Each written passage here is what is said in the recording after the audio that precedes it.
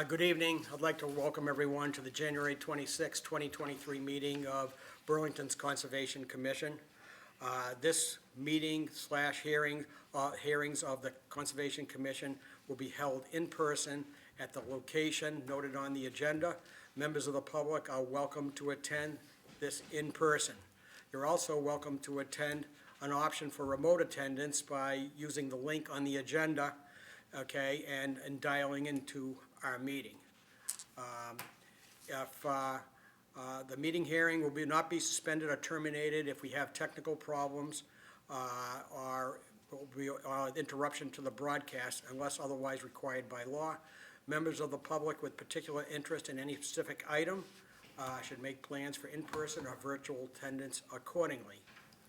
All right, and if you are looking at this at home and you are indeed looking to log on, there is a link, and there's also, if you'd like, a telephone number, a meeting number, and a meeting password that you can use, okay? So, after calling the meeting to order at the discretion of the chair, we have two distinguished guests that are here that have served the commission admirably, and they have retired. And we just want to say a few words to them, which for Dawn, we've already said. For Jennifer, you're the first one here for this kind of a thing. And so we'll start with Dawn. Dawn, we already said some nice things about you. You served for 2 years on the commission. We are very appreciative of all the time that you spent. And you also even came for one more day after your intended departure to cover the meeting when I was not here last week. So we very much appreciate that. Would anybody else like to say a few words at all? Bill? Well, just, I mean, like we said, we gave that opportunity to speak at the last meeting, or the 2 meetings ago. I definitely appreciate all the work that you did, Dawn, and your skills that you brought, especially with the video and photography stuff. It was really an asset to the commission. All right, Ed? Definitely most appreciative to be able to work alongside you, Don.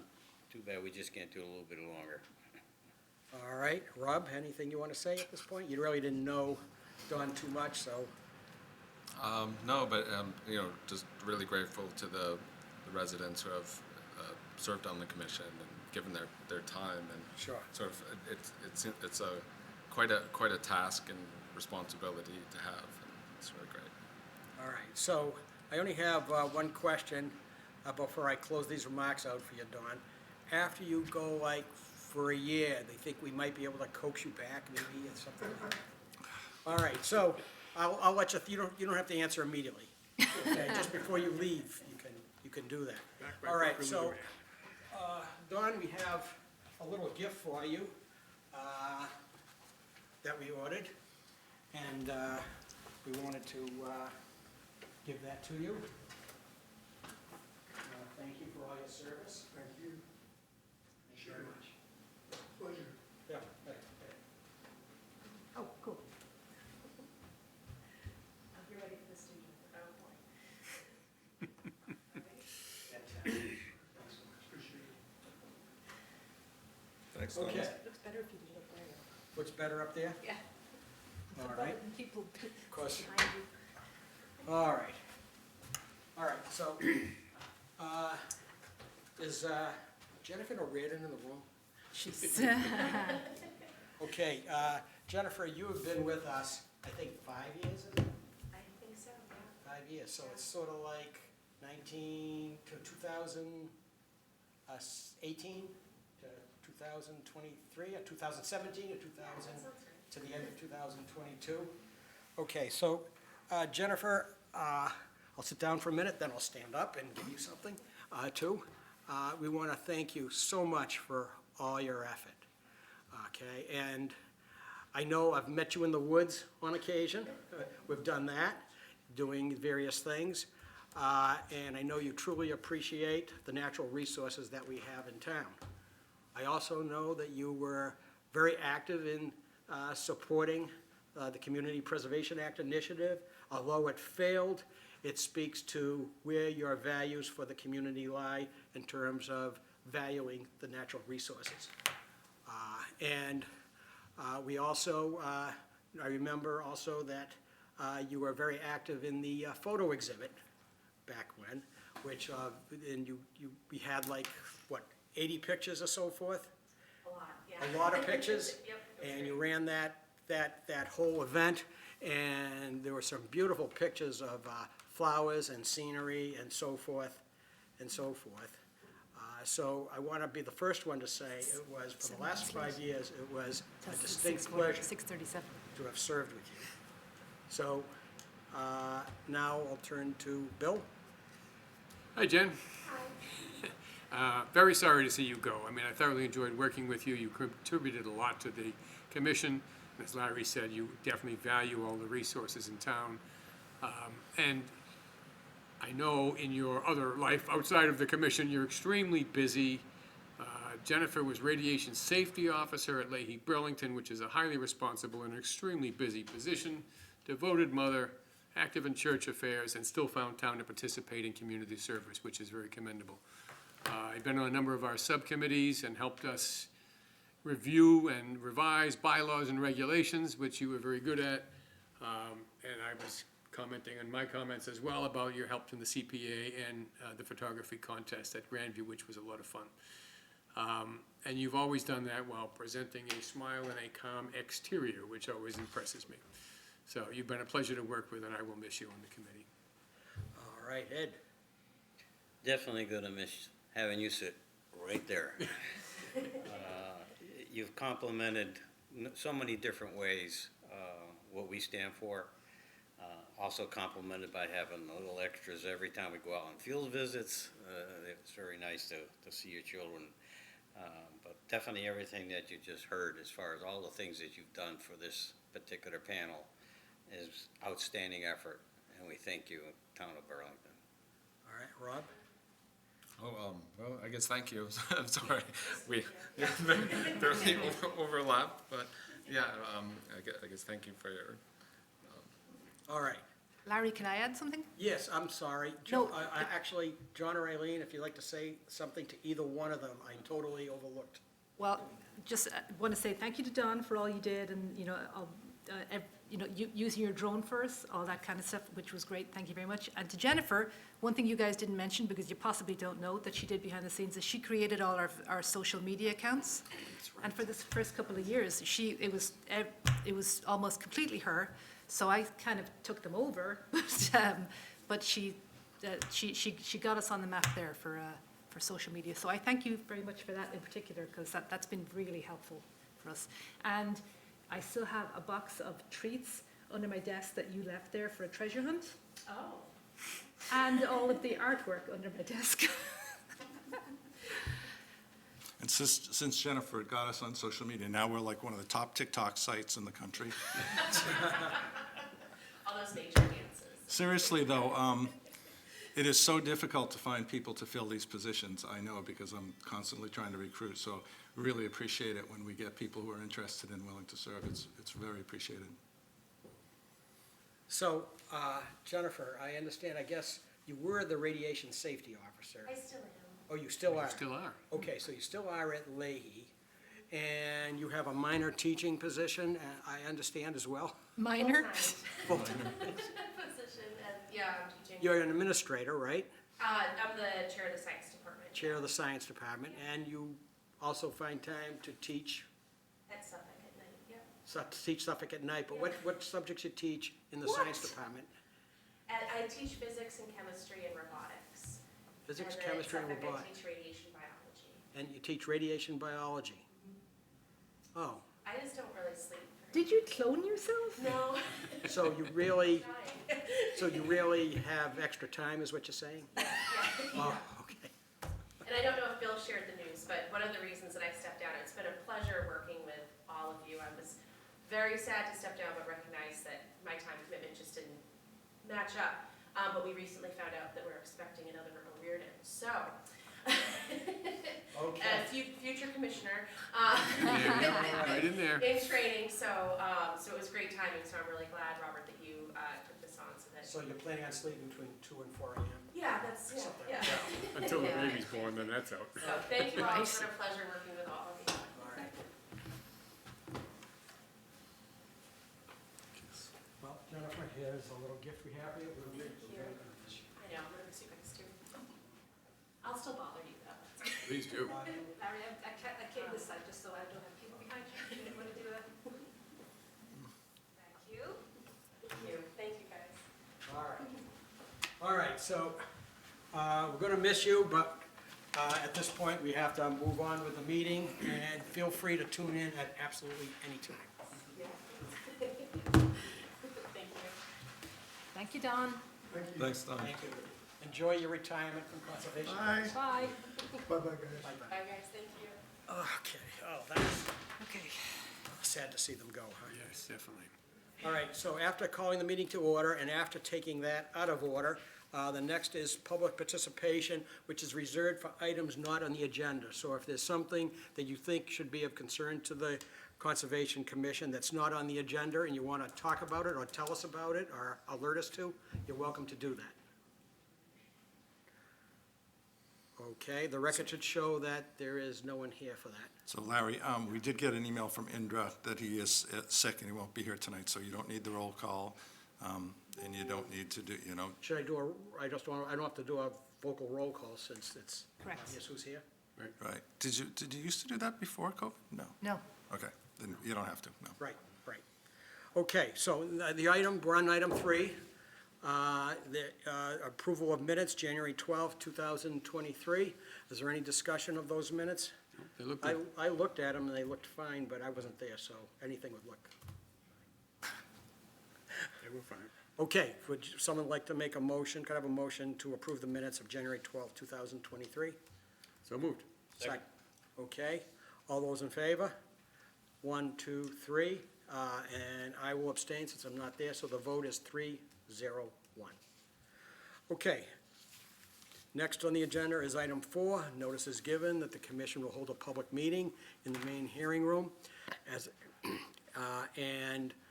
At this meeting, the commission will act upon a request for determination of applicability filed by Michael Rossi.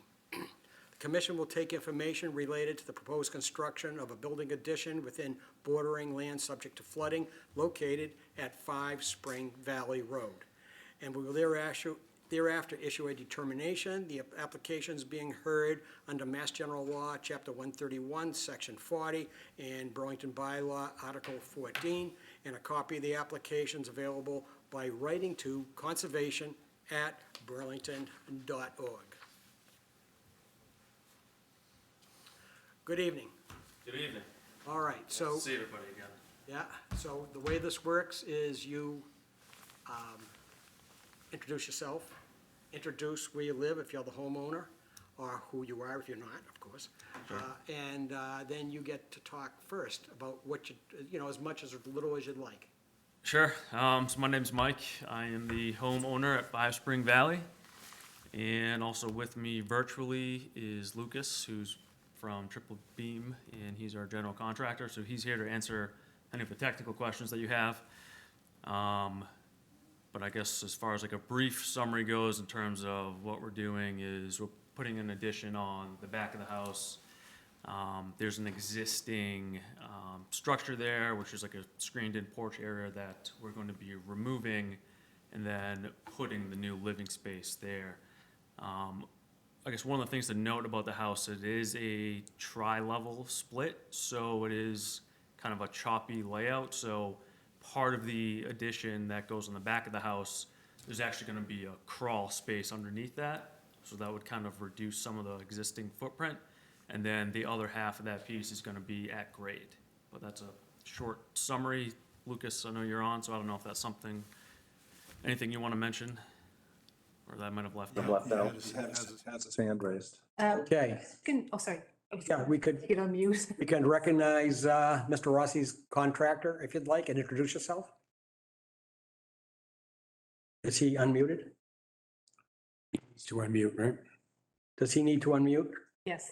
Okay, you'll need to unmute yourself to talk. Or not talk. He is not muted. Not muted? Just talk then.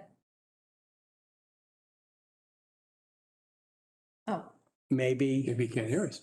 Could we not hear is there a chance we can't hear the audio in here? Is that possible? well, It's on or off? Are these things on or off? On. Blue. they're blue. Blue is on, okay.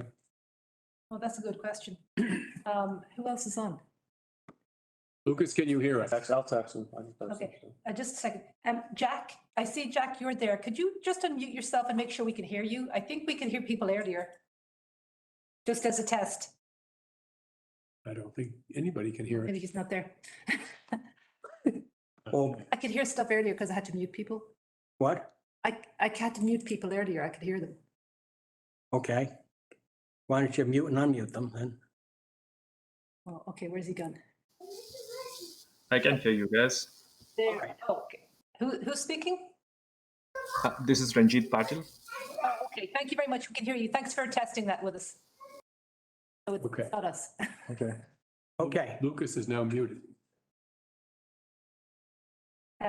Well, maybe we should just. Richard, if he wants to speak, why don't you ask him to phone in? There, it's on here if he Oh. wants to.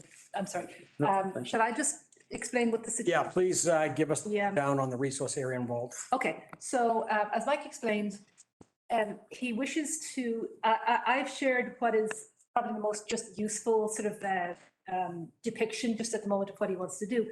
They have an existing porch attached to this single family home. They want to tear that down, replace it with a very slightly bigger addition and do a deck. The issue here is that his entire property is in the floodplain. Yeah. Which counts as bordering land subject to flooding commission purposes. The previous homeowner got what's called a letter of map amendment from FEMA. And that actually says that somebody went to the trouble of getting elevations around the house. And FEMA has said that the structure of the house, the existing structure is outside the floodplain, but not any new structures. So the deck and a tiny portion of the new addition would still be in the floodplain. So the question is here, We don't. might be in the floodplain. We don't know for sure because we don't have elevations. There's actually a decent chance that that's really not, because they went to the trouble of finding the elevations At the corners of the of the house. And structure, and it wasn't. And it looks pretty flat, to be honest. but even if it is very slightly, the question is, do you want to do anything about it or prove it as being a de minimis addition? All right. Filling In up. other words, there's evidence that by shooting grades at the corners of the existing structure, it's not in the floodplain. Correct. Okay. All right. So, Bill, would you like to say anything further on that? Sure. I have two questions. When that decision was made, was that existing addition on the house? I'm sorry, say that again? When that decision was made that this is not in the floodplain? Yeah. Was that existing addition already on the house? Yes, yeah. Okay, so that was part of that decision? Correct. Okay. And then the next question I have is the floodplain elevation, is that the most recent? I know they changed or were going to change, or do we know whether that, They may change, they haven't changed. they have not changed yet? It was at what is current. What is current now? Okay, then I'm all set with it. It's, I don't honestly believe that this is basically replacing what's there with a similar footprint, and the change is really small. Well, do we need to find that it's not in the floodplain, given the evidence that we have? John? I don't think you can do that without requiring them to do a detailed, like 1-foot contour Right. topographic survey. And I think for the small amount of footprint expansion, that's probably over the top. I mean, I think it's fairly safe to say they're not in the floodplain with the addition. Okay. But you can still condition it as if it is. So it'll be like saying we don't really endorse the delineation of a wetland, but we're going to approve it anyways. That type, we do that regularly. We don't question it. We do the same thing here. Basically, you're saying it may or may not be in the floodplain, but we're gonna put these conditions on. We're gonna basically conclude that it's a de minimis amount of effect, and we're gonna still require erosion controls and that sort of thing. Okay, Ed? Well, I'm in full agreement that this is just too close to call. He basically he'll allow it. All right, Rob, anything on this from you? Well, yeah, like I agree. I don't think there's it's a very small difference between current and existing footprint too. All right. All right. I think, Yeah, give Lisa. Mr. Rossi, No, given, not my the- opinion is, the given the determination. evidence of For him.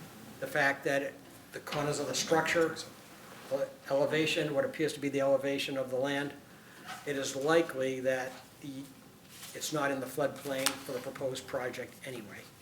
So I think it's for the amount of extra footage that it goes into it, Okay. I think it's de minimis, even if it is. So I think what we'll do is, I'm in favor, personally in favor of proceeding without calling it floodplain. Okay, Okay. sounds good. Yeah, I appreciate that. Okay, so now we have, let me see if there's anyone in the audience who wants to comment on this for 5 Purity Springs? I mean, Lucas has his hand up again. I don't know if he's Can we hear you now, Lucas? he's muted, but. Oh, Put his hand down. Okay, And down. okay. All right, he's good. It's okay. Thumbs up. Thumbs up. Okay. Okay, so there's, the record should show no one in the audience wants to contribute further comments. So at number 5 Spring Valley Road, we have a negative conditional determination. We did draft a negative one. I didn't share it with you just because I wasn't sure exactly how the commission was going to go, and I didn't bring you an extra paper copy, but it's actually very simple, and you'll see it on the screen, and then you'll get it next week. So this is just saying that it's Michael Rossi's house, and the reference plans were the architectural plans, the firm met, which I printed for him, and the LOMA, which they provided as well. The applicant, you or Lucas might need to give me this exact dimensions here. He proposed to replace an existing approximately 30 by 9'3" porch with a new 34 by 1 inch by 9'6" sorry, that should say addition, and construct a 10-foot by 24-foot deck. That was me kind of approximating. I wasn't sure exactly what it Okay. was. That's what I measured. Deck on 12-inch sonotubes off the south side of the existing home. The work was located within bordering land subject to flooding, which is also known as the FEMA 100-year floodplain. So the findings that the commission is now agreeing to is that the existing structure had a LOMA, removing the structure existing in 2010 from the special flood hazard area. The proposed addition is 4 feet longer and 3 inches wider than the existing porch for an additional footprint of around 40 square feet, which would fill an additional 3 and a bit cubic feet of floodplain for each inch of fill. The LOMA states that the lowest adjacent grade elevation is 126.6. While there's no definitive proof of the ground elevation at the location where the addition will extend slightly further than the existing structure, the Commission accepts that if this small amount of square feet is at or below the 1% annual flood chance flood elevation of 125.5 feet, the amount of BLSF fill would be de minimis. And additionally, the Commission finds that the amount of BLSF fill from 6 sonotubes would also be de minimis, and neither that nor the addition will cause an increase, nor will contribute incrementally to an increase in the horizontal extent and level of floodwaters during peak flows. The deck itself will be above the flood elevation. So I think that sort of covers everything. And really the main conditions that we're asking you to then adhere to is just to put some erosion controls, wattles or compost tubes or something across the back of the house at the limit of work. And then just make sure you bring all your construction and demolition materials off-site in a legal manner, and no excavated soil shall be used on site because you can't fill any more floodplain. And don't stockpile your soil and materials, and just keep the roadways clean, and don't fill or grade the property under this decision. That's really it. And it just says that we have the right to just check on proceedings as you go along to make sure you're not doing that. Absolutely. You need us to sign copies of this? No, or- the commission will now be signing the signature pages for that. So they sign it and then issue it to you as an official document. Okay. We'll receive it next week, and that's your official permission from commission to go. First, we need the motion and a vote. Yep. All right. Do you have any questions at all? Are you all set? I'm all set. Okay, could I have a motion to issue a negative conditional determination at 5 Spring Valley Road? The guy was waving his hand there. Oh. His hand was up. Lucas, Lucas is. does he have an issue? Oh, is there someone online? Go ahead, Lucas. The decision, I saw that it was 7-5 Valley instead of, sorry, 7 instead of 5, but you just. You know what, I just saw that and I just corrected it. It's right there. It now says 5 Spring Valley. Is that what you meant? Yeah, I just saw that. Sorry about that. It is 5 Spring Valley, right? It is 5. Yeah. That's yeah, we looked at. Yeah. Good thing you're not building on someone else's, the neighbor next. Yeah. Okay, just okay. writing neither So did can Deck. I have a motion, issue a negative conditional determination for the project as described at 5 Spring Valley Road to Michael Rossi for a residential addition? So moved. Okay, Ed, first, second? Second. Okay, Rob seconds. All those in favor, raise your hand. 1, 2. Okay, the vote is in favor, 4-0-0.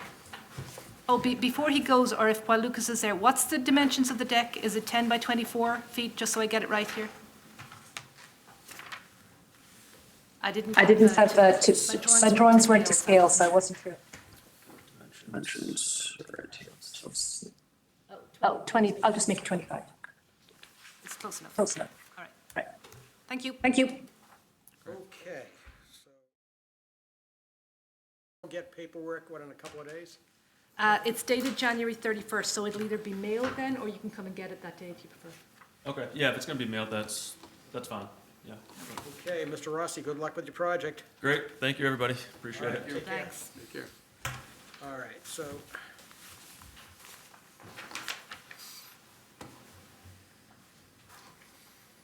The next item on the agenda is a request for certificate of compliance and a release of surety.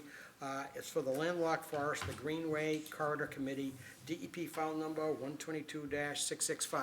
Someone here for that? Good evening. Evening. Okay, this is the Lexington Greenway Corridor Committee? Correct.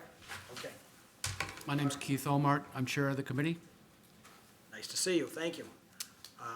Anything you want to say before we just handle this? No, I mean, it's built. Okay, that's fine. All right, Eileen, have any comments on it? Just to remind everybody, this was a trail that the Greenway Committee proposed to run from the Wrights Farm, Wright Farm in Lexington. Wright Farm in Lexington, into basically town of Burlington land. And part of it, I believe, at least, is kind of to replace a trail that was going through a residential area. So this is more of a public trail. That's right. And the reason it came before you is because some of it was going through buffer zone, and at one point, you can see right here, it was actually, there was a bridge that was going to be crossing some wetlands and a stream, and just so you can see what it ended up looking like, I was out there in maybe April after they finished the work, so the trail was, just freshly created there. It was absolutely pristine, and the bridge was, just put on these footings so that it didn't actually impact the water, or it wasn't particularly impactful to anything.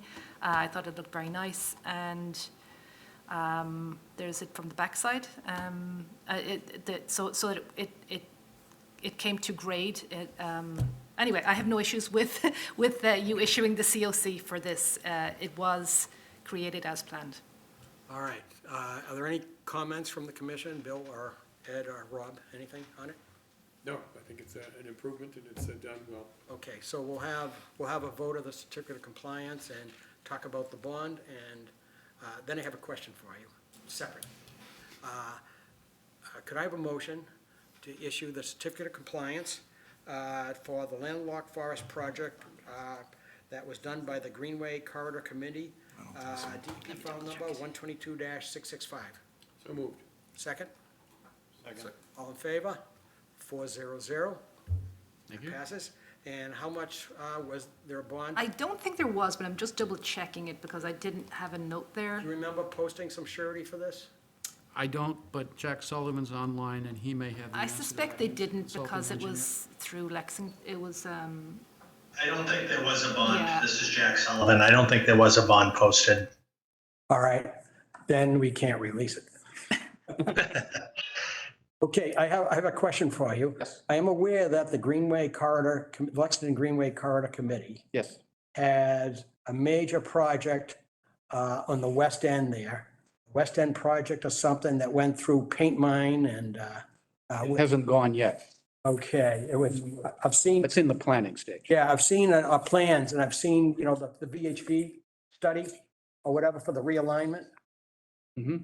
Okay, and I was wondering what progress, if any, or when you think work will start, or when you might get anything of interest to that I mean, it seems like a great project adjacent to where the landlocked forest is.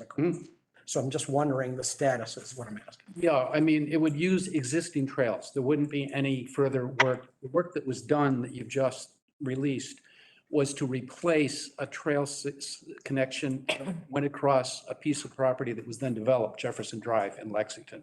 So the trail had to be relocated. So there was some realignment of the trails. Right. So the major purpose of the Greenways Corridor Committee is to create this trail network in Lexington called the Across Lexington Trail Network. We're up to about 46 miles at this point, and we connect open spaces in town and into neighboring towns. Yes. And so the loop you're referring to doesn't have a name yet. It would connect Wright Farm, Simons Brook, Paint Mine, all properties in Lexington, and run up to the border of Burlington in the landlocked forest on two ends, on the Paint Mine end and on the Wright Farm end. I see.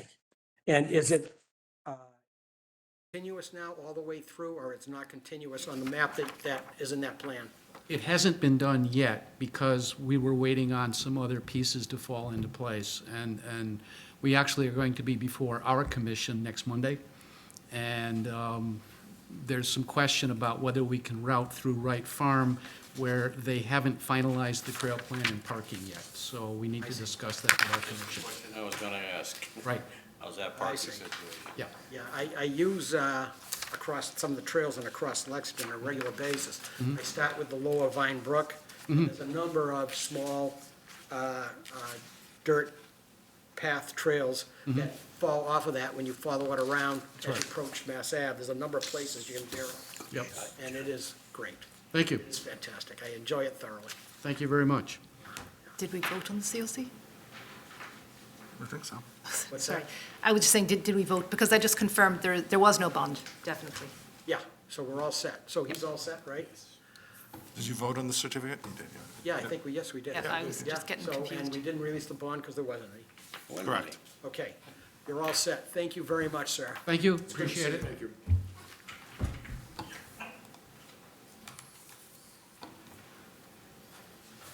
Okay.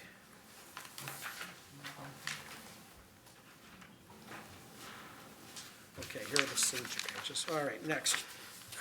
Let's see. Certificate. Got this.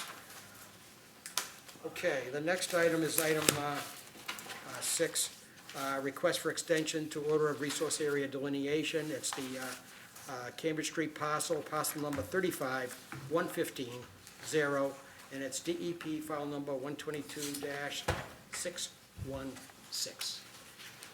Gentlemen, good evening. Good evening. Please introduce yourselves and who you're affiliated with, and then talk if you want. Sure. I'm Rich Kirby from LEC Environmental Consultants, and with me tonight is Chris Fesenton from Insight Real Estate. And Chris is involved with the property at, I think it's 0 Cambridge Street. And there was an ORAD, an Order of Resource Area Delineation, Yes. issued in 2018, in October of 2018. And the wetlands were delineated by Oxbow Associates. Brian Butler, I believe, was the project manager for that delineation.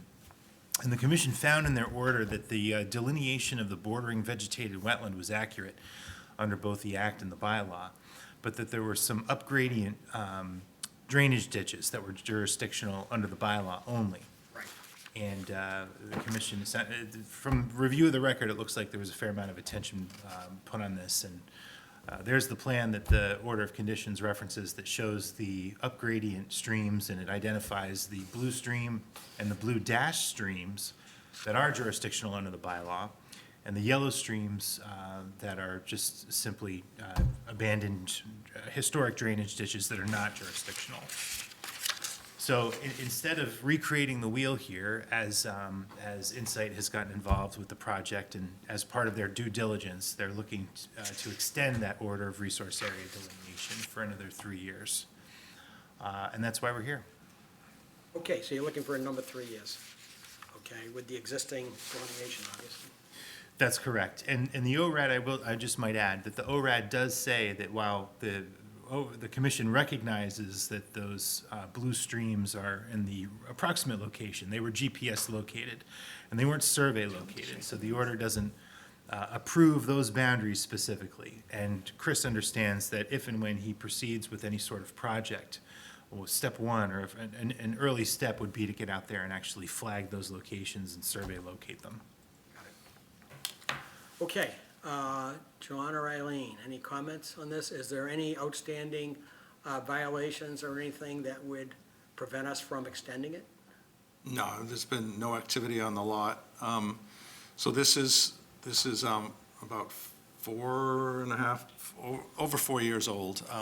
Because of the COVID extension protocols or whatever, permits that were in existence at, during the state of emergency get extended for a period of, I think it was 460 days or something like that. So this is about to expire in 2 or 3 weeks, early February, I can't remember the exact date. As Mr. Kirby stated, so the ORAD approves the BVW boundary only and states the streams are upgradient jurisdictional under the bylaw. Under the Wetlands Protection Act, a stream upgradient of a BVW is not jurisdictional, but under the bylaw it is, they are, and that their locations are approximate. So you're not approving any channel locations, or you didn't approve any channel locations, and those, although you're extending, you would be extending the ORAD, any work would, before any work were to be done, you would need to actually revisit those streams and actually have them surveyed. They could have changed locations. They're a lot heavily impacted by stormwater runoff, so they're pretty flashy and subject to erosion and changing course. Right. All right. Bill, anything more on this before we move on it? Just one question on the drawing, the pale blue line with the X's, that's the wetland flags. Is the wetland everything above that line or everything below that line? It's below that line, so Below to the that line. left and down. Okay, And so the that's streams are above that and then they flow down into the wetland below it. That's correct, and that's more clear on the actual ANRAD survey plan that's referenced in the order. Okay, thank you. I believe, okay, Ed, anything? Nothing to add. Rob, anything further? No. Oh, no, that's not what you want. John, wasn't this the parcel of land that the Sisters of Notre Dame offered to the town at one time? They offered to sell it to the town. Sell it to the town? Right. And we, Oh, I guess is there we something else you gave turned me it that you down wanted to share? Right. because it was not of obvious interest, given the houses all around it, kind of thing, I guess. I mean, it's not really connected to anything other than the high school parking lot in Cambridge Street. Right, correct. And there is there are contamination issues on the site. There are a number of monitoring wells on the site as well. Right. Yeah. Okay. Is there a particular type of project that you can reveal at this time, or is it premature? We're working on an upscale childcare facility. An upscale childcare? Yep, facility? higher-end childcare facility. I actually presented the initial site plan to a pre-app meeting on Tuesday, showing some of the layouts. We identified some of the issues, the monitoring wells, things of those natures that we're going to work through.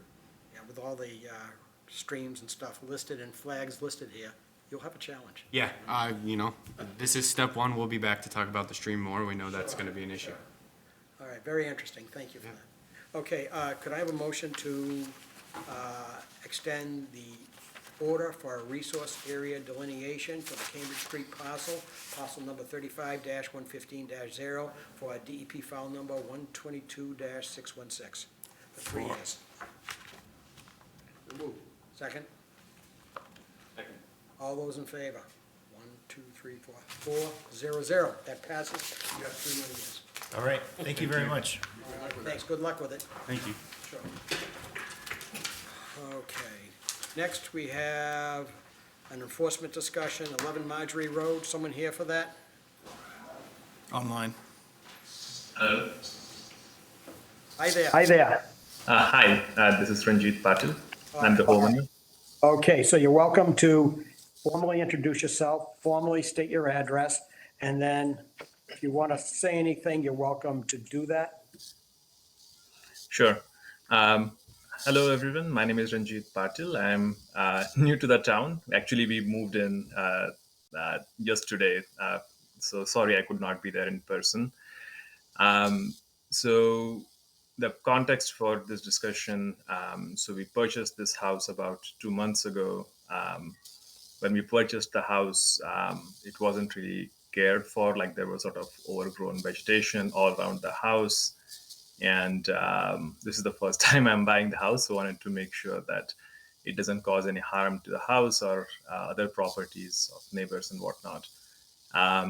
So I did want to get rid of some of the trees to kind of clear out the space. And I did hire a professional tree agency, and we looked at the lot map and the disclosures that were provided at the by the realtors as well. And it didn't seem like there was any concern, or at least to the tree company. We spoke with the neighbors as well to see if they had any concerns about it, and tree company decided to take the trees down. Of course, I wasn't aware about the conservation requirements. To be honest, this is the first time I heard about these restrictions at all. So when John called me, I realized that perhaps was not the right thing to do. So the work was stopped, and we had a site visit by the commission as well. And I guess you guys saw some of the trees that were taken out and whatnot. All right, thank you for that introduction. John or Eileen, would you like to give us a rundown on what you previously observed, please? Sure. So I got a call about tree cutting, and went out to the site, stopped the tree company from doing any further cutting. It was difficult to tell whether or not they were in the wetland or in the buffer zone at that point. And the commission did a site visit yesterday, and it's even more difficult now because there was snow on the ground. But there's definitely wetlands at the rear of the property. There's no delineation on file, so we don't know exactly where the wetland boundary is on this property.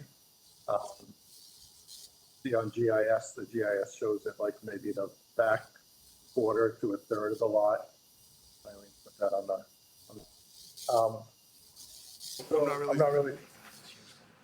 I'm not really sure at this point the impact to the wetlands in the buffer zone. And I think on this site, because of the fact that we don't have a delineated boundary, I would recommend that you instruct the owners to do no further work and to resume this discussion in April, when we can actually see the ground and try to figure out where the wetland boundary is. At that time, we may require them to delineate it. Right, and then require a restoration plan. Right. Right. But it's just, at this point, it's really hard to tell where the wetlands are on this lot. Oh, the whole lot was snow covered at where we wanted to see, Right, so that was difficult. yeah. Okay, let's see if we have some comments from the commission. Bill? Was there an existing order of conditions when this house was in place at all on this property? This is a very old house. Nope, there was Okay, not. so whatever work had been done predated probably the Yeah. act itself Oh, yeah, or whatever. yes. Okay. There was no existing order of conditions that would have transferred with the deed or anything like that? Nope. Okay. It just seems to me that there's a strong need to somehow help people realize that they have protected areas that they are responsible for on their properties, especially when they're buying new houses. And I'm not sure how we can do that. I know some communities actually issue a notification with every tax bill. that says, by the way, this property has wetland associated with it. Whether the tax bill is a different color or it has its statement on it or something, just to remind that the property has those features that need to be protected. There was no existing order of conditions, so they wouldn't have had a paper document to look at with the deed. So, those are my comments on this particular property. Ed? Well, I pretty much agree with it, but until we get to see exactly what we have to see, and postpone any decisions in April is a good idea. Okay. Rob? No questions, but I think. Thank you. Yeah. The only thing I could tell at this particular site was that, given the amount of clearing of the trees that were there, that it really leaves no shade left to protect the wetlands, no trees and no shade and so forth. One of the things that's crucial for the vitality and survivability of a wetland to act as habitat and perform the functions it's supposed to perform are the trees.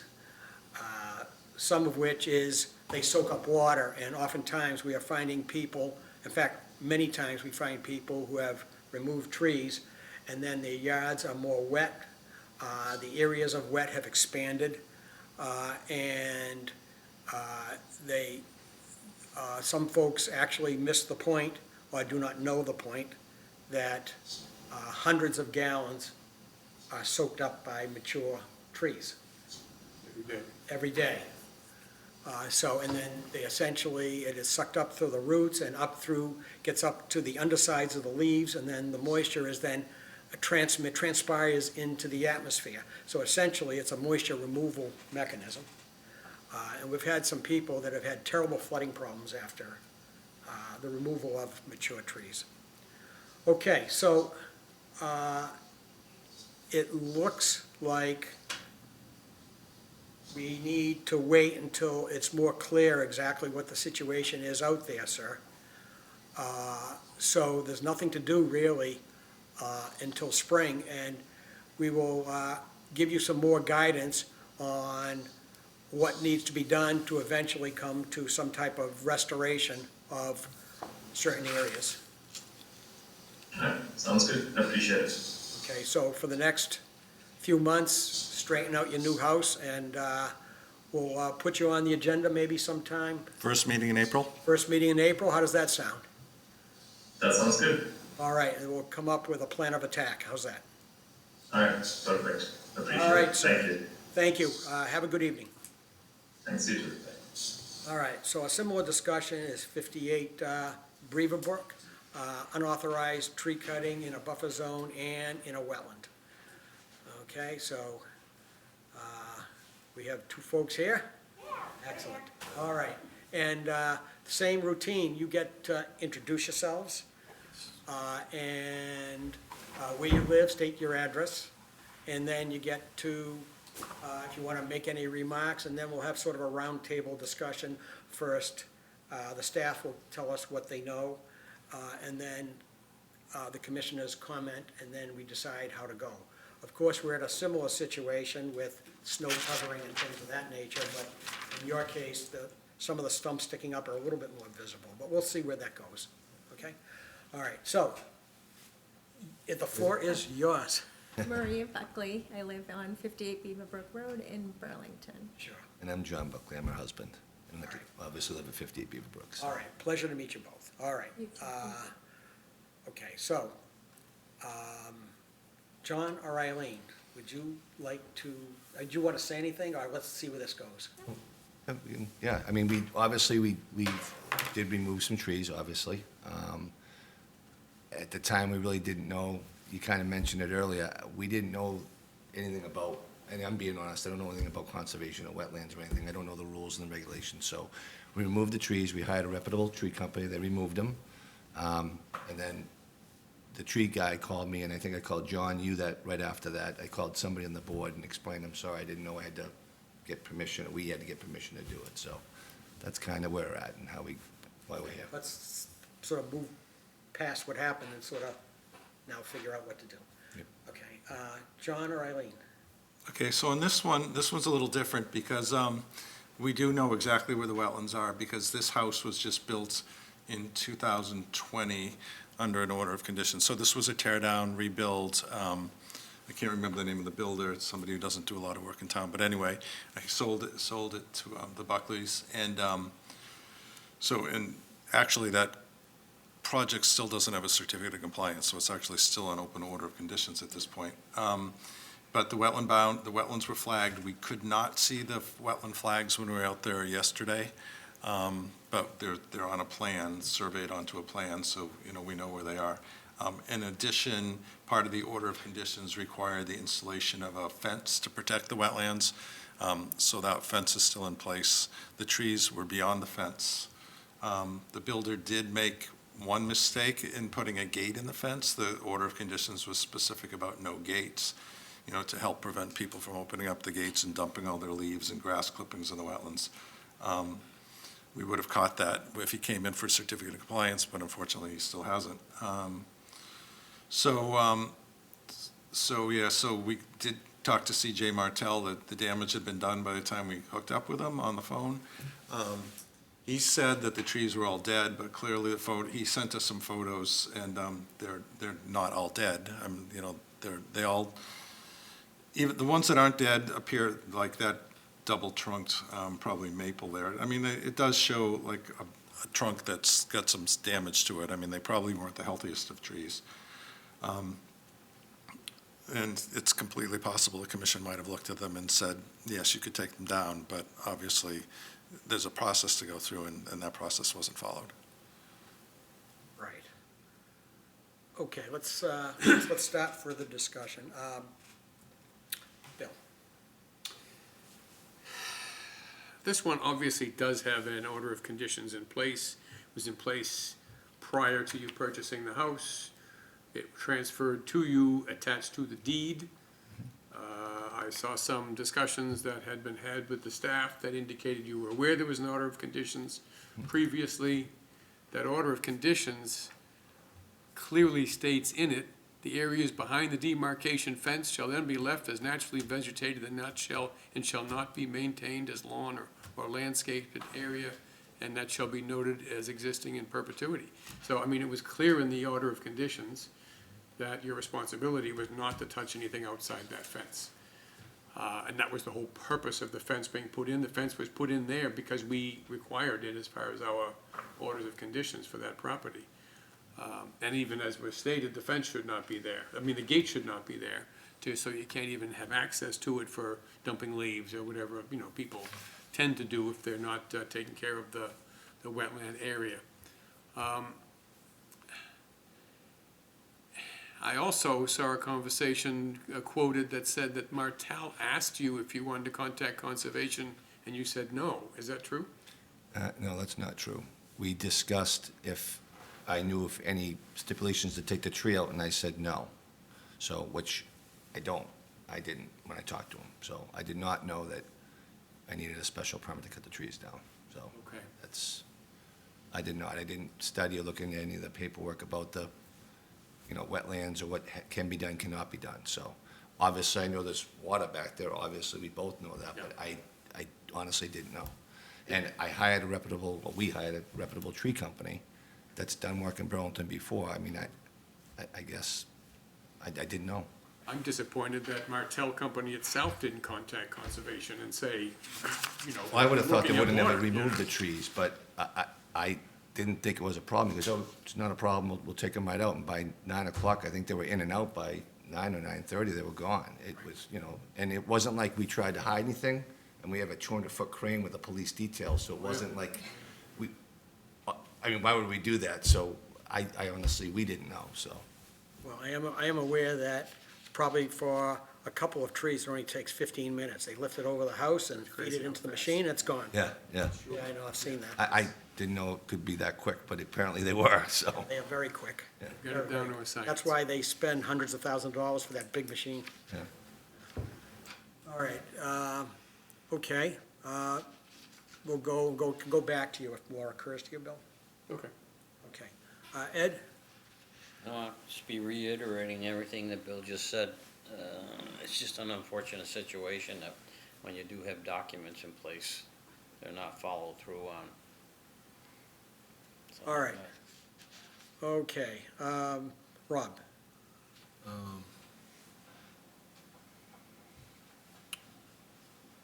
Yeah, I guess I don't have too much to add, but yeah, I think I was seeing the pictures. It's kind of from the really large one. Like I think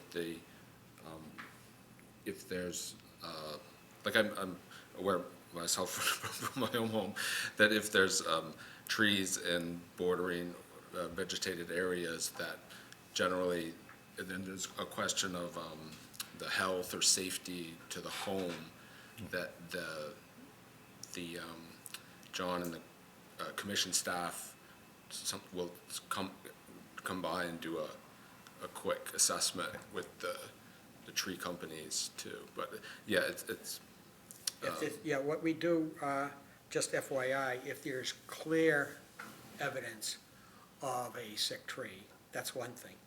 Oftentimes, it's not clear, and we require a certified arborist to issue a report, someone who's certified, not a tree cutter, and usually not a arborist from the tree cutter, because that's a kind of a biased interest.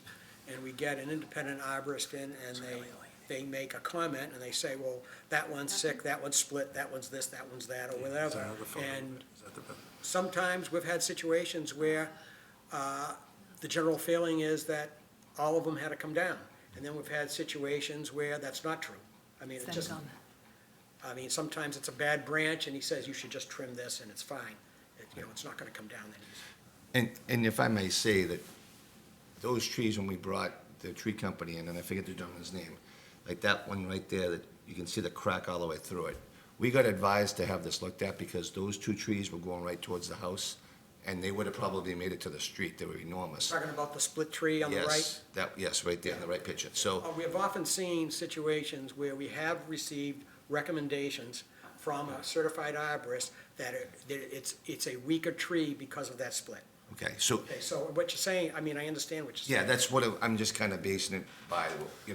that's, the other ones were leaning towards the one at the very end. He's like, that's The ones that going are leaning toward a house or away from a house or towards the side, those are a little bit easier to assess. Yeah. The ones with like a split, depending on where the split is, sometimes they are weaker. Maybe if it's further higher up, maybe it's not. Just depends. Okay, so in this situation, John, let's go through a few things. Number one, we have a situation where, compared to the last one, we have a line, a wetlands line. And we also, it seemed like we were able to, are we also able to say, it seemed to me with certainty, the number of trees that were cut because of the visible stumps? Does that seem reasonable to you? I think it's 6. Yeah, we also had Six. confirmation. So we have confirmation of the number of trees. One was like a 3-foot large tree trunk. That one, Okay, yes. Diameter trunk. That was a very large tree. yes, that one, yes. Now, That was the one we were most concerned with hitting the house. okay, well, we can't look at it now. No, well, you see it in pictures. Yeah. So, the situation is this, that we typically have three things that we can do here. The first is we issue an enforcement order, perhaps, and that enforcement order would essentially ask you to come up with a plan on, to sort of restore the area, and so forth, and the details would be provided by the staff. The second is, under state law, we have the ability to issue non-criminal citations of $300 per day for each day of continuing violations. And before I comment on that, I'll say that the violations can be unauthorized activity in a resource area, unauthorized activity in a buffer zone,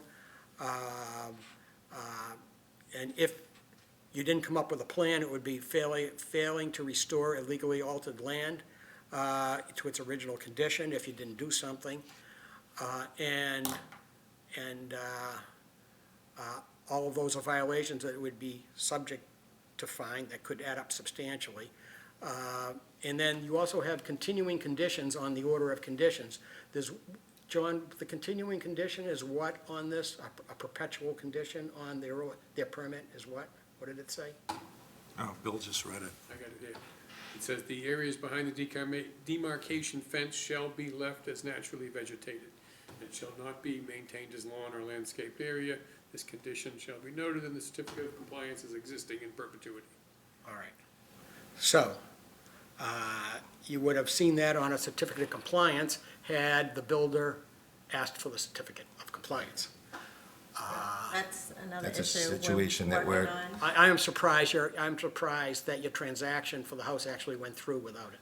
Well, we have, So I have documentation that we got from our lawyer this morning, stating that something similar to, they wanted to come back a year later, which they did. And it's documented that the builder was going to go for the certificate, because we did have a conversation before about this. The builder sent us this packet in the mail, which we thought it was done. So I don't know what gentleman said something to me on Wednesday, and I acted surprised because I thought he was talking about something totally different. I thought this was already taken care of by our builder, because he sent us a packet with a receipt on it. And then that was it. We didn't hear again until on Wednesday. So now we are in action with my lawyer, with the Realtor, with the builder. I mean, it's, yeah, it's, and the engineer that Yeah. designed it all.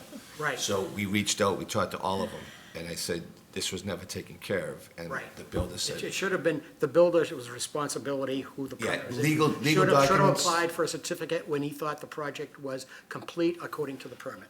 correct. So what our lawyer came back with today on that note was that the builder stated we had signed up for occupancy. This is what was said, and I think we have a statement from the lawyer, actually. They said that, if I'm saying this right, it was signed off by conservation, and we got granted our occupancy permit. Right. So I'm done. That's what he was thinking. This is what the builder had said. But the lawyer's right here per his email, and I think I sent this via email today copies of it. about what You he, wanna my put it lawyer, up? that's why my lawyer's And your involved. lawyer said, yes, your builder's not done. Basically, he said he should have turned this in, and he hasn't yet. So we notified the Realtor, we notified the builder, which we didn't have a big relationship with the builder, obviously, more the Realtor, but we got a hold of the builder. And we also spoke to Keenan, whoever did the engineering for that project when it came up, and I put a call to them, they did not call me back. But I have a text from my Realtor stating that the builder was reaching out to the engineer today. Right, right, because normally he has to come up with a statement going through the permit, making sure everything was done in compliance. Right. That way, then you can get your certificate. Correct. Otherwise, your title is not clear. I mean, they didn't catch you coming in without it, but if you were to sell the property, they might catch you going out. Right. And Eileen and I talked, I think it was 2 years ago, a year and a half ago, 2 years ago, about that. And we went back and forth, and I did reach the builder, which this is when the packet came. And at that point, Eileen, I think you recommended we have the builder handle it. And I said, I got a packet, and I explained to the builder, we gotta clean this up and get this, through the Realtor, get this taken care of. So when we got this, Maria's like, we got the packet in the mail, they must have taken care of it. And this was what was in it. There was a drawing, there was a receipt, this Form 5, right? Yeah. And then, yeah, All right. He told me he had Form 5, but I told him that the COC needs something else, which he wasn't really understanding. And we did say, just get the builder to do it. yeah. Right. Sounds like, is he a local builder? Brian Is that a- Roy. Brian Roy, Brian out of Roy, Barica. is out of Billerica. Out of Billerica. Oh, that explains, that explains. I don't know. Okay. So we're working on that, and we understand it needs to be cleared up. We're Sure. taking it seriously. And believe me, both of us have been working hard the last 2 days, getting them to move forward and trying to get that closed up. I'm sure you were quite irritated over all that. It's a lot coming at once. This is all new to us, in all honesty, so we want that. Is this your first house? It's our second house, so, yeah, The second house didn't have wetlands? no. Okay. No. No, this is, no. There's two different things here. There's an order of conditions, and then there's the certificate of completion or compliance. The order of conditions did exist. It was filed with the Registry of Deeds on January 24th, 2020. And it did attach itself to the deed when you bought the house. Okay. So that document, which clearly states the restrictions on the property, was existing. Okay. And enforceable, in my opinion. I mean, is that true? The order of the conditions doesn't change that, or reinforce it or anything. I mean, the certificate of compliance. So, you know, there are two different things. The certificate of compliance would officially wrap up the whole, you know, Right. paperwork and everything else. And that may have, like John said, it may have led them to notice that the gate was there when it shouldn't have been, or something like that. But the statement about cutting trees or maintaining the vegetation was already in effect. And I'm obviously someone in favor of trees, but these large trees that are very mature, are very strong, they've been there before I was born, most of them, the big trees.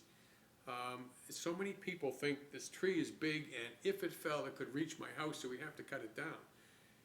To me, I think that is a sad way to think. The bigger the tree, the more value it has, basically. I mean, it offers more shade, it sucks up more water. There's no shade, there's no leaves on it. And there never was a leaf on that tree ever. And if you, well, I'm not gonna say ever, since we moved in. And I don't know if you went back and viewed our backyard, but you can see multiple trees that have fallen, like at least 4 or 5 of them. Yeah. So, Yeah. and I, 'Cause they're in you the get wetlands. nervous. I mean, we have a family, we have a house. I don't want it going through my house. I don't want it hitting my kid. I don't want it hitting me. We took down trees that we thought were gonna injure us or hurt our property or our neighbors. And just to note, like, we didn't go and just clear cut, we left trees that were alive. And the tree guy knew that. I said, don't take anything that's effective, that's alive. He knew that. And we also, if it makes a difference, we're not against trees. We just planted 7 new trees in our property this year. So, on the side and in the front yard, so we're not against this. We planted them, I can show you them, they're, I mean, so it's not that we're against them, so it's just, we just didn't know all the regulations. And to be, I'm not gonna lie, That's good to hear. I didn't Actually, look at any of the There's rules. a lot of people in town who don't seem to particularly like trees at all. Yeah, no, that's no, we planted a tree right in our front yard, so it's, As was explained during this discussion tonight, that the process should have been that someone would have assessed the tree properly and discussed it with us, and we would have agreed or disagreed with the and decision. now we know that it does. process, I just, So, and hopefully the whole process would have ended up the same place, because that's what the assessment would have revealed. So, without that, I mean, I just see a giant dead tree laying on your front lawn. So, that is, to me, part of the process is that the conditions, order of conditions were existing. Normally, when we have a situation like this, we do, as was mentioned, talk about restoration, planting some trees to compensate for the ones that came down. You know, I would certainly recommend something like that. I came into this meeting saying I think we should implement a fine. I'm hesitant on making that conclusion now, because your attitude about trees is reasonable. And from what you described, and the fact that there were no leaves on the tree in the last couple of seasons, implies that most likely the tree would have been evaluated as not being secure. So, I also think, in a more general sense, that we need to do something to be able to educate people about tree cutting, to let them know when they have property that is adjacent to or has wetlands on it. I think tree companies should be made aware that, you know, cutting in protected areas will not be tolerated. Can tree companies be held responsible if they come in and cut trees?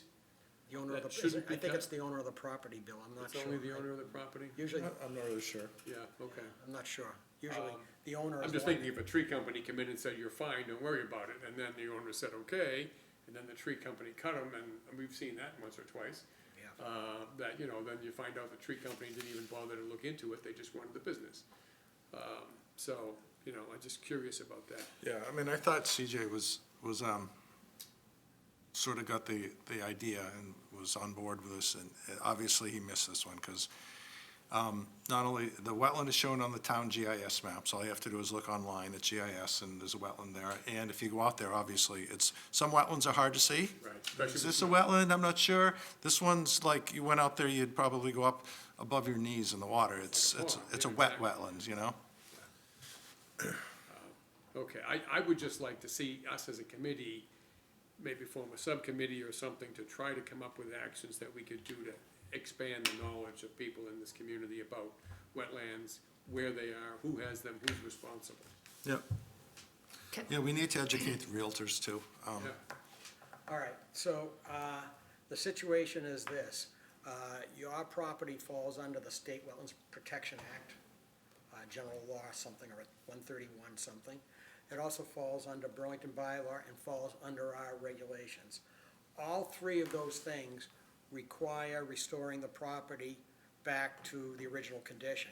Original in quotes, because there's no way you can restore a 3-foot diameter tree and just plant one like that. Obviously, it takes, you and I will be long gone before it ever got to that point. Okay, so we need to come up with a plan. The subject of fines, there's a lot of places, because there was a cutting in the wetland, a cutting in the buffer zone to the wetland. Theoretically, we have the ability to assess on about 3 or 4 fronts, $300 per violation per day if it were to continue beyond you not doing anything, okay, for each day. But in the past, I think, in my mind, I have no desire to treat you different than anyone else in town. I mean, we need to be consistent with everybody. And what we typically do is we accept a restoration plan and then movement on it, and then we see how it goes for a period of time, and that's the cure for the issue, okay? In other words, you plant some trees of an appropriate size and so forth, and the fines are only starting to level if there's willful disregard of following the plan, okay, or following the enforcement order. If there's not willful disregard of following the enforcement order, then typically, generally we do not, it's only on rare occasions when that happens, very few people do that we would assess fines, to be honest with you. And so we're not going to, I don't think, Bill, that we should, my opinion is we shouldn't, I agree with you, I guess, that we should not assess a fine out of the gate here. We can always call, if things went south, we could always call an administrative hearing for that purpose to consider it, but that, like I said, that almost never happens too. Well, as we mentioned earlier, we planted trees too. We do care. It's not like we don't Right, and that's want to right. open up. I mean, we can show them to you, they're healthy, and Yep. so we're for it. It's not, you know. What often people do is they plant, which is very common in this area, is red maple trees. Is that typical sometimes in an area like this, John? Yes. Yeah. And they do well in wet areas and wet and dry areas. And they're native. And they're native species and so forth, and they're beautiful trees, and it's a common tree. So is the next step, would it be reasonable to say the next step, you'll craft a document as an enforcement order requiring them to propose something, and they come back at a later date with that plan? Is that the way it works at this point? That's what's left? Okay, so you issue an enforcement order ordering them to do a restoration? Yeah. Okay. Come up with a do- plan for restoration. Okay. And a And timeline. which would mean planting a certain number of trees Right, beyond the fence. right, right. Okay. Which they can get help from you guys to do that. Actually, we are just getting so many trees planted in projects that are non-native, or they're more frequently, they're cultivars of natives. So, you know, we've got to tighten up that, either require all plantings be overseen by a wetland scientist who has access to wholesale nurseries where they can get species and not cultivars. I mean, people go down to Mahoney's and they say, I need 3 red maples, and they come home thinking they've done the right thing, but they're not native red maples. They're some sort of cultivar. Sometimes they're sterile, you know. So, anyway. So in other words, you gotta plant the right thing from the right nursery, get it from the right nursery. Yeah, and most people don't know, and and there aren't like neighborhood nurseries where you can go and buy native trees, unfortunately. You can't go to Mahoney's and get a red maple that's not some sort of cultivar, autumn glory or something like that, you know? You can get a river bird, because I bought one from them. Yeah, but it's gonna be a cultivar. Is it really? It's not a native, yeah. It's not a native species. It's beautiful anyway. Okay, anyway. Okay. So anyway, All right. we can incorporate that into the order, the enforcement order. Okay, so I guess the next step is you'll get a piece of paper. It's essentially, an enforcement order, which is what we essentially means it's a letter asking you to come up with a plan, a number of trees, and we should have a monitoring period on it to make sure it survives. Yeah, we usually say a couple of growing seasons to make sure the trees are still alive before we sign off that the Yeah, work is understood. acceptable. And we have no problem with that, that's not a problem at all. So, I just was hopeful, like, some of the trees that have, and I don't know this, I'm just asking, but where a lot of trees are falling in that wet area there, do we plant in there, or where, I don't, No, I'd go right behind the on fence. the inside of the Right, fence? right, mostly right behind the nothing fence. will Behind the survive fence, back there. okay. Just It right behind. actually provides valuable shade, and also it does another thing. Where those trees were either dead or whatever, with the expanding climate change issues and more water in 24-hour periods that we're getting, you may find over time that the wet area behind the fence is going to expand. So planting them right behind the fence would be a very good move, probably, for that reason. And, you know, you obviously don't want to have your yard wet because the water level rose up, Right, so. Larry, can I ask a quick question? Yes, please. You said you planted 7 trees. Yes. What are they? The left side are, like a pine, 6 abrevieties, 6 and then arborvitaes. I don't know if that's a cherry tree, I think it's like a cherry type of tree in the front. Okay. Just because, as it said, your order of conditions did also say that any plantings on the parcel shall utilize native species preferably or non-native ornamentals, which is what John was just talking about there. People either don't read their orders or they don't understand. I think people might not read them, but I think people also don't understand them. Yeah. We didn't read them, I'm not gonna lie, we didn't know, so we just planted, you know, abrevieties thinking it looked nice, and instead of putting just a fence between our border and our neighbors, we planted 6 abrevieties, and the neighbor loved them, and we loved them, I mean, You are not the first person, believe it or not. yeah, Yeah, it's, there's sometimes a disconnect when it's a builder who gets the order of conditions and then the new homeowner, they don't read it. Right. But if they had gotten the order, Paper, of course they don't read if it. they had gotten the order and they had been here in the meetings, then they would have understood. Sure, Right. sure. So I think we're all set here, so, you'll get a piece of paper saying you need to come up with a plan, and they'll give you the details of that. And nothing can be done in the winter, obviously, yeah. so. So we can write that plan ourselves, just, or do I need to have our lawyer do it or something, I don't know. if No, not a lawyer. We went on science. I'm just asking, we don't even know. Not a lawyer. Someone who I don't knows, know. it's someone who knows plants, not a lawyer. So And landscape. you really have to find like a wetland scientist, they'll draw a little plan and put in 5 dots and specify what Okay. trees they are. And would be able to help you to get native plants. Okay, Yeah, that's we what you can also that's give what you you really need for that area. okay. Does there anyone have anything else? I don't think there's more to do here. other I can than- only make it feel a little bit better, you know, it happens to us too. You know, I brought John out, and I'm not in a single home, I'm in a development, but behind us are 3 ponds. And trees were falling into the ponds, left and right from storms and whatnot, roots freeze up. And I called John, I said, John, what do I do with all these trees? Can I move them out of the way? Because this pond is full of turtles and snakes and whatnot, and we like the wildlife. And he says, you can't touch that tree, he goes. I looked at it, I said, why? He said, look what's on them, just lined with turtles. No, he was just. That's why you can't touch that tree. Yeah, he was just in a bad mood that day. No, it makes a lot of sense, it really does. All right, well, thank you very much for coming in and Thank you. being cooperative with us, so we appreciate it. And we'll get to the end point here, and for the next couple of months, you can't plan anything anyway until That's April, fine, May. in the spring, we'll put a plan together and we'll Yeah. do what we gotta do. All right. Very good. Great. Thank you. Thank you. Thank Thank you for your you. time. Thank you for your time. Have a good evening to both of You you. too. Thank you.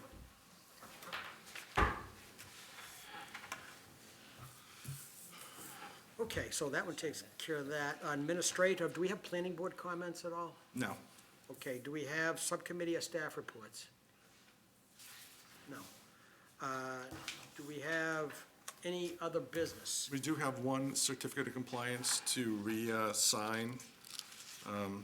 It was lost by the applicants and they never recorded it. It was for Barnes and Noble. So it's an old file 122-267, and apparently there's something going on at Barnes and Noble where they need to clean up their deed.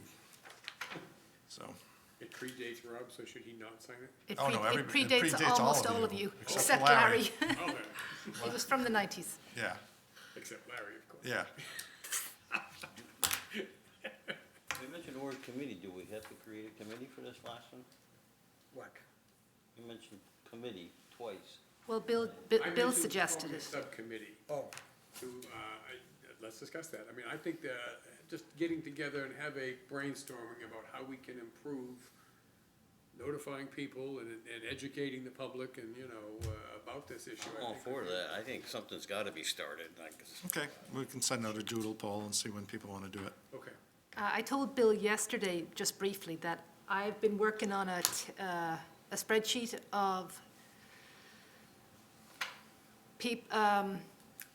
properties that have had notices of intent or determinations in the past several years. I was going to send a letter to those individually to say, you have this on your site. sounds But like a that's, very good thing to do. I mean, but I think Bill is actually talking about something broader, which is, we can do that and we can do something Well, we can throw broader. some ideas out and see if Totally. there's anything workable. Yeah. Exactly. Sure. Okay. How about town meeting? Is there anything on town meeting we should be aware of? Folks?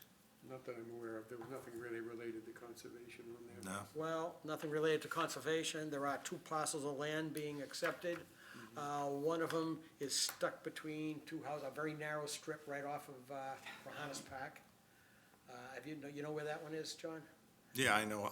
Actually, they came to me originally and wanted to know if we wanted them for conservation. There were 3 parcels. It was Maureen Wall, who was Tom Murray's daughter. And I looked at them all and thought none of them had any conservation value. And so, but I did then forward them to Paul Segarino to see if other departments thought so. The one near Rohannes, the rec department expressed interest in, but I think that one may not be going forward. I think there may be a title issue with that one, I'm not sure. And then the one between Peach Orchard and Old Peach Orchard, the Department of Public Works thought would be good to acquire, because it's just a sliver of land between 2 roads. Sort of Highland, right? Yeah, it's big. Conservation. No, No. No. It's good. The town should own it, so they have some control over that. Right. That piece. Yep.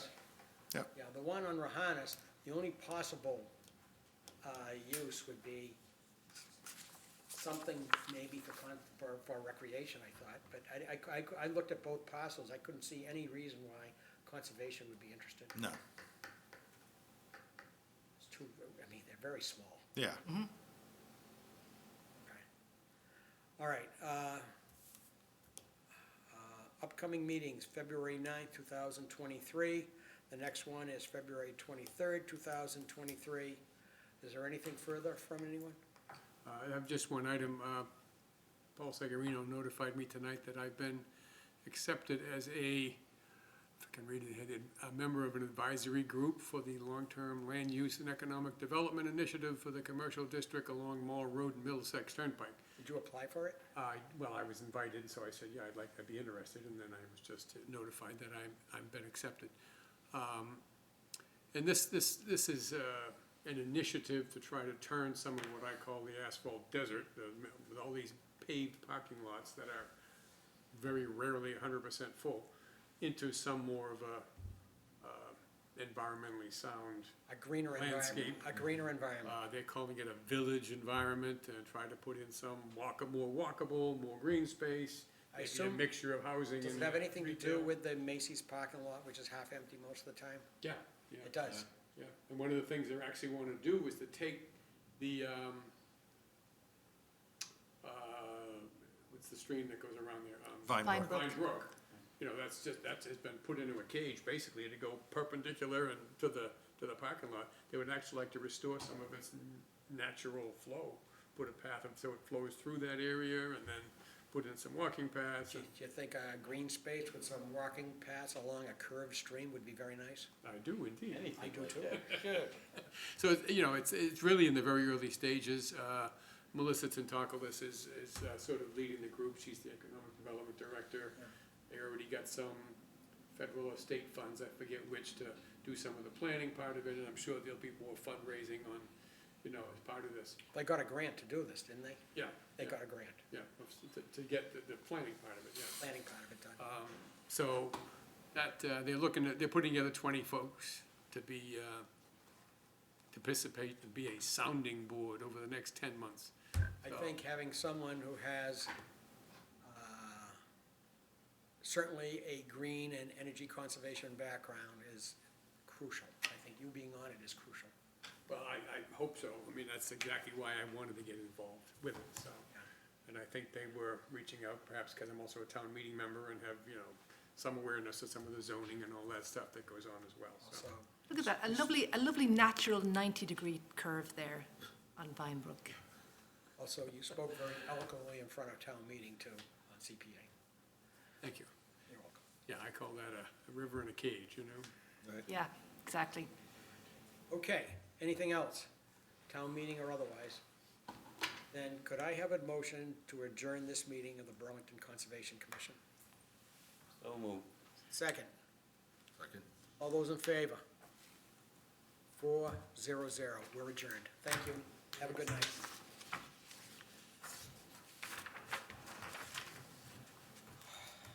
All right. I actually think Lisa won again. Well, I can take these as my notes. I made a copy for you. Okay, that was. 7:58, so 8 minutes. She's a minute closer.